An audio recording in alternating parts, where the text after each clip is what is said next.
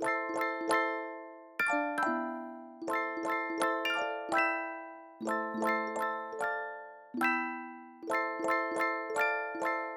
took advantage of being at the seaside to lay in a store of sucking stones. They were pebbles, but I call them stones. Yes, on this occasion I laid in a considerable store. I distributed them equally between my 4 pockets, and sucked them turn and turn about. This raised a problem which I first solved in the following way. I had say 16 stones, 4 in each of my 4 pockets, these being the 2 pockets of my trousers and the 2 pockets of my greatcoat. Taking a stone from the right pocket of my greatcoat, and putting it in my mouth, I replaced it in the right pocket of my greatcoat by a stone from the right pocket of my trousers, which I replaced by a stone from the left pocket of my trousers, which I replaced by a stone from the left pocket of my greatcoat, which I replaced by the stone which was in my mouth, as soon as I had finished sucking it. Thus there were still 4 stones in each of my 4 pockets, but not quite the same stones. And when the desire to suck took hold of me again, I drew again on the right pocket of my greatcoat, certain of not taking the same stone as the last time,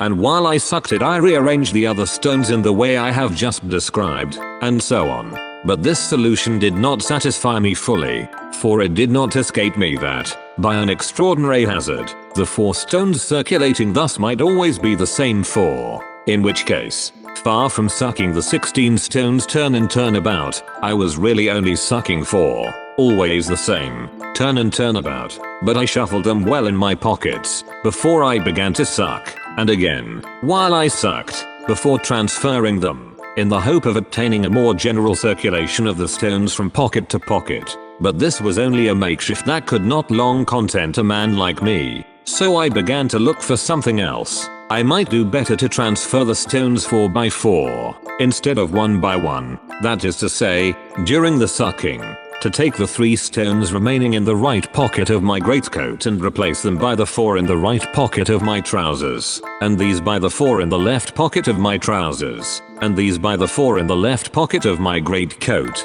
and finally these by the 3 from the right pocket of my greatcoat, plus the 1, as soon as I had finished sucking it, which was in my mouth. Yes, it seemed to me at first that by so doing I would arrive at a better result. But on further reflection I had to change my mind and confess that the circulation of the stones 4 by 4 came to exactly the same thing as their circulation 1 by 1. For if I was certain of finding each time, in the right pocket of my greatcoat, 4 stones totally different from their immediate predecessors, the possibility nevertheless remained of my always chancing on the same stone, within each group of 4, and consequently of my sucking, not the 16 turn and turn about as I wished, but in fact 4 only, always the same, turn and turn about. So I had to seek elsewhere than in the mode of circulation, for no matter how I caused the stones to circulate, I always ran the same risk. It was obvious that by increasing the number of my pockets I was bound to increase my chances of enjoying my stones in the way I planned,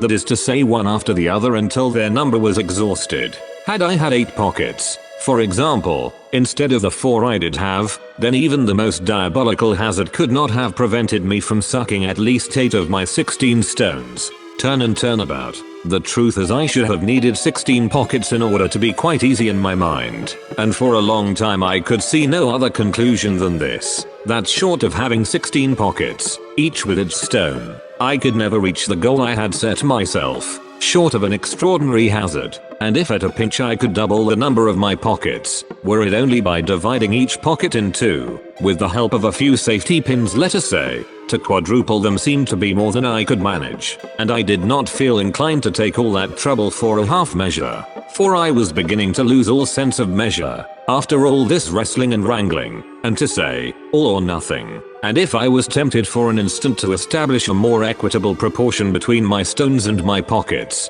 by reducing the former to the number of the latter, it was only for an instant, for it would have been an admission of defeat, and sitting on the shore, before the sea, the 16 stones spread out before my eyes, I gazed at them in anger and perplexity. One day suddenly it dawned on me, dimly, that I might perhaps achieve my purpose without increasing the number of my pockets, or reducing the number of my stones, but simply by sacrificing the principle of trim. The meaning of this illumination, which suddenly began to sing within me, like a verse of Isaiah, or of Jeremiah, I did not penetrate at once, and notably the word trim, which I had never met with, in this sense, long remained obscure. Finally I seemed to grasp that this word trim could not here mean anything else, anything better, than the distribution of the 16 stones in 4 groups of 4, 1 group in each pocket, and that it was my refusal to consider any distribution other than this that had vitiated my calculations until then and rendered the problem literally insoluble, and it was on the basis of this interpretation, whether right or wrong, that I finally reached a solution, inelegant assuredly, but sound.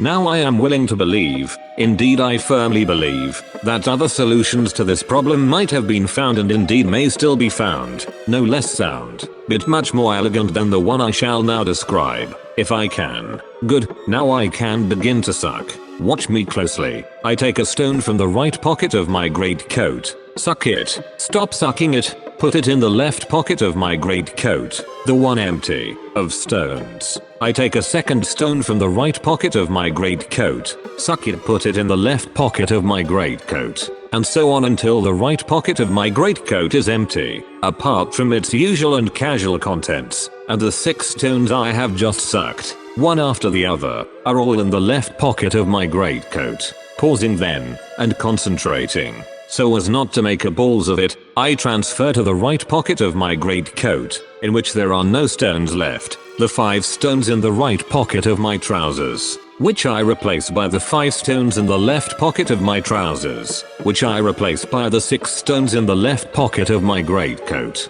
At this stage then the left pocket of my greatcoat is again empty of stones, while the right pocket of my greatcoat is again supplied, and in the right way, that is to say with other stones than those I have just sucked. These other stones I then begin to suck, one after the other, and to transfer as I go along to the left pocket of my greatcoat, being absolutely certain, as far as one can be in an affair of this kind, that I am not sucking the same stones as a moment before, but others. And when the right pocket of my greatcoat is again empty of stones, and the 5 I have just sucked are all without exception in the left pocket of my greatcoat, then I proceed to the same redistribution as a moment before, or a similar redistribution, that is to say I transfer to the right pocket of my greatcoat, now again available, the 5 stones in the right pocket of my trousers, which I replace by the 6 stones in the left pocket of my trousers, which I replace by the 5 stones in the left pocket of my greatcoat,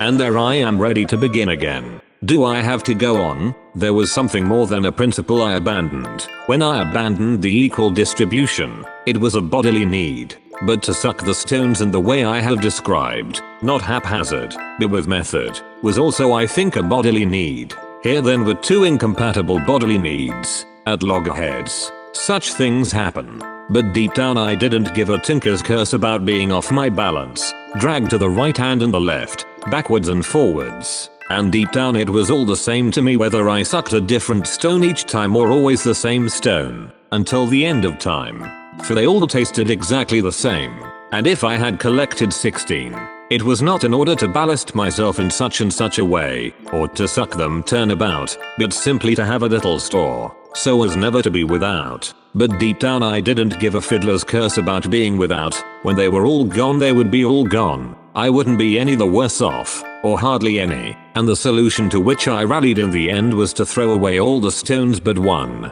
which I kept now in one pocket, now in another, and which of course I soon lost, or threw away, or gave away, or swallowed.